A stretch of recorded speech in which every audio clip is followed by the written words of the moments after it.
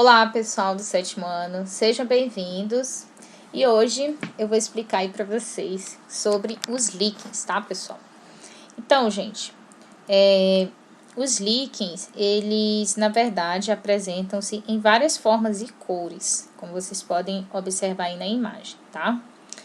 Às vezes eles lembram pequenas plantas, mas na verdade, pessoal, eles não são considerados plantas, que isso fique bem claro, tá? Eu vou já explicar para vocês o que os líquens são. Então, eles crescem sobre o solo, eles podem crescer sobre rochas, eles podem crescer sobre troncos de árvores, tanto nas regiões quentes, como desertos, como nas regiões geladas. Então, o que na verdade os líquens são? Como eu falei, os líquens eles não são considerados plantas, tá? Apesar de que algumas pessoas confundem. Eles, na verdade, são associações entre fungos e algas verdes, ou eles podem ser associações entre fungos e cianobactérias, tá? Exatamente. São dois organismos vivendo juntos.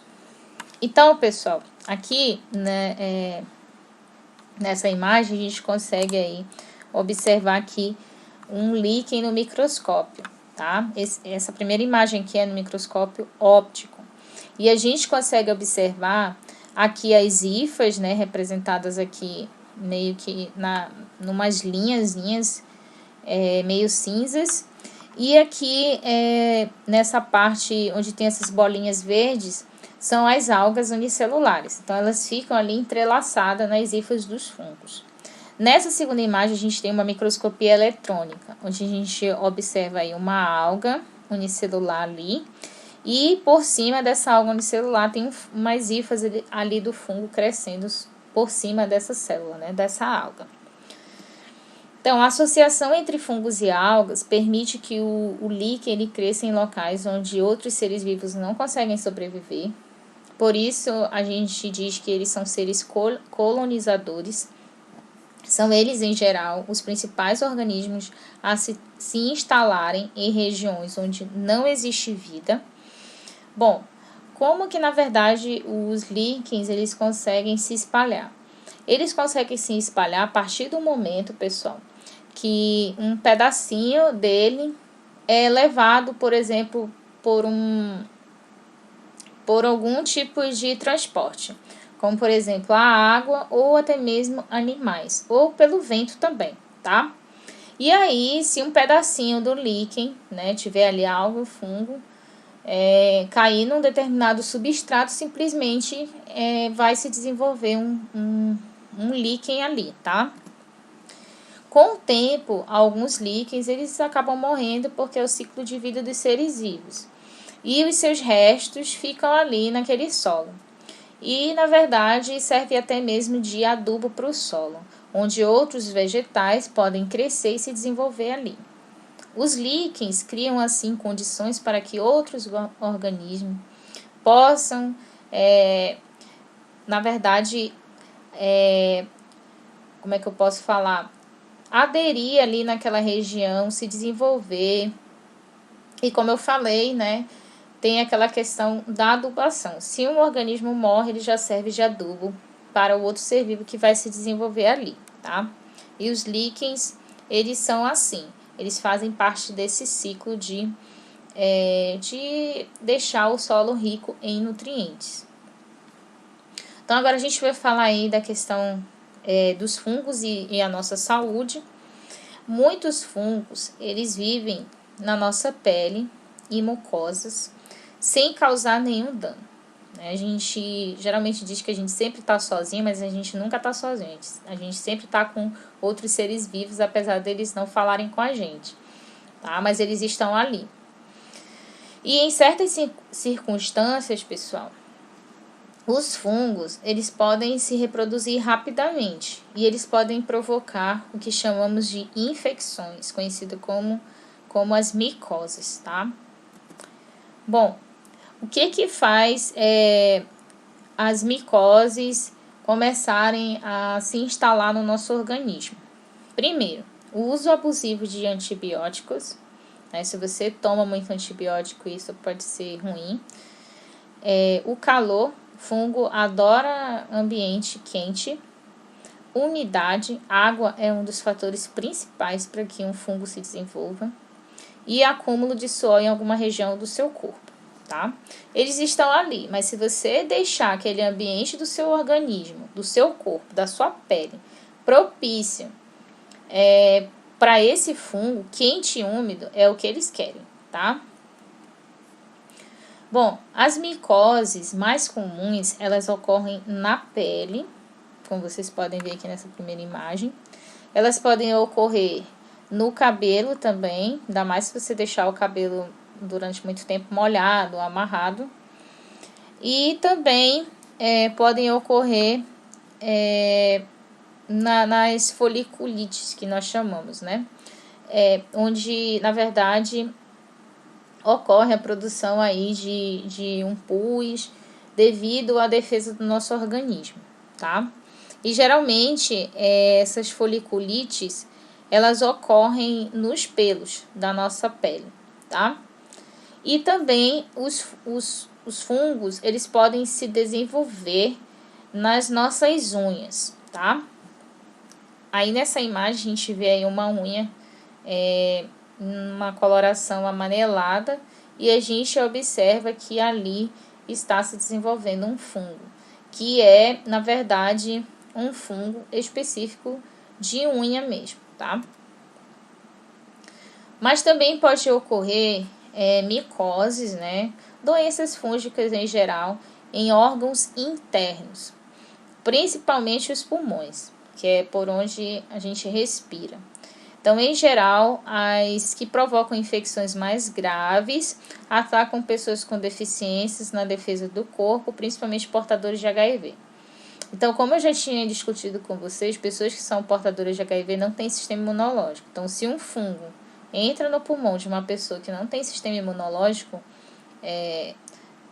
um sistema imunológico com muitas células, né, ou células que realmente precisam estar ali, aquela pessoa ela vai adquirir uma doença fúngica, ela vai morrer por conta daquela doença fúngica, tá? Então, como os fungos eles se desenvolvem melhor no calor e na umidade, é sempre importante que após o banho você deve enxugar bem os pés, principalmente nas regiões entre os dedos dos pés e da virilha, tá? E também antes de colocar meia, sapato. É importante que evite-se emprestar ou pedir emprestado chuteiras, sapatos, meias e calções, roupa íntima, né, entre outras coisas. Porque uma pessoa ela pode estar com uma micose no pé e você emprestar a meia, o sapato de outra pessoa, e aí você coloca no seu pé, aquele fungo vai começar a se instalar no seu pé, tá? Então, se observar coceira, descamação, né, ou algum tipo de vesícula na pele, em especial nos pés, ou, né, mudança na sua pele, sempre é importante ir ao médico, que ele pode lhe encaminhar para um médico especialista, tá? Então, agora eu vou falar para vocês sobre a descoberta da penicilina. Essa história aqui é bem interessante, tá, pessoal? Então, em 1928, veio um cientista aí, que ele foi maravilhoso na questão da descoberta de antibióticos, ou seja, do nosso primeiro antibiótico. Isso aqui foi maravilhoso para a ciência. Então, o nome dele era Alexander Fleming, ele era escocês. Ele estava cultivando, né, uma bactéria dentro dessa plaquinha aí que ele está mostrando. Inclusive, você pode ver uns risquinhos aí nessa imagem aqui, tá? Dentro da placa de Petri, são bactérias. Ele estava cultivando uma bactéria patogênica, ou seja, uma bactéria que causava doença. E aí veio uma coisa que realmente despertou interesse no Alexander. E o que aconteceu, pessoal? Ele começou a observar algo estranho. Que negócio estranho é esse que ele observou? Então, pessoal, eu trouxe aqui para vocês uma imagem do que ele realmente estava fazendo. Então, aqui tem o crescimento de bactérias aqui na borda da placa de Petri, tá? E aqui, ó, nós temos aí um fungo. Esse fungo, ele entrou nessa placa e começou a se desenvolver dentro dessa placa. Só que aí, o que acontece, tá, pessoal? Vocês podem observar que esse fungo, né, ele começou a inibir o crescimento de bactérias ao redor dele. Tanto é que você pode ver aqui, ó, que aqui nessa parte aqui, ó, não tem bactérias. Bactérias, elas só cresciam longe do fungo. Aí ele ficou pensando, o que será que esse fungo, na verdade, está produzindo para impedir o crescimento dessas bactérias, tá? Então, pessoal, aí que veio o ponto-chave. O fungo era uma espécie de penicillium, né? Ele é bem comum, ele aparece bastante no pão, por exemplo. E ele começou a produzir ali uma substância inibindo o crescimento das bactérias. E essa substância era chamada de penicilina, tá, pessoal?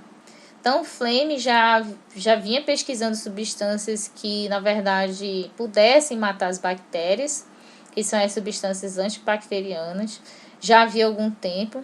E seu interesse pode ter motivado aí pela sua observação dos terríveis ferimentos nos soldados durante a Primeira Guerra Mundial, tá?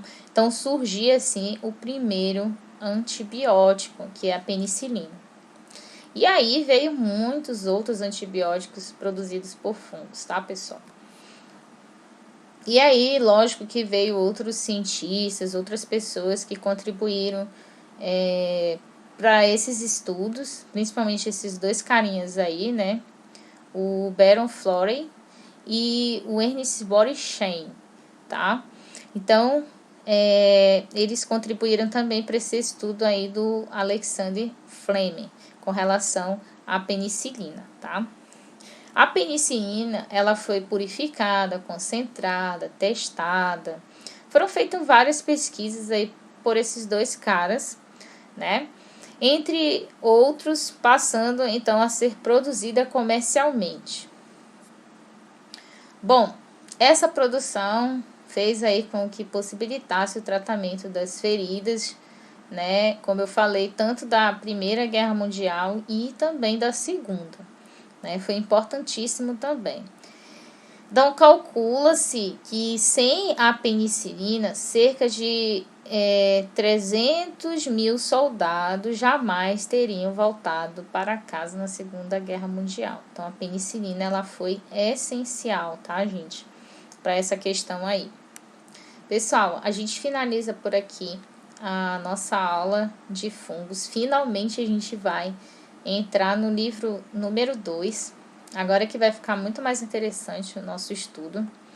E eu espero que vocês tenham gostado da aula, tenham curtido. Um abraço para todos, um beijo e até a próxima.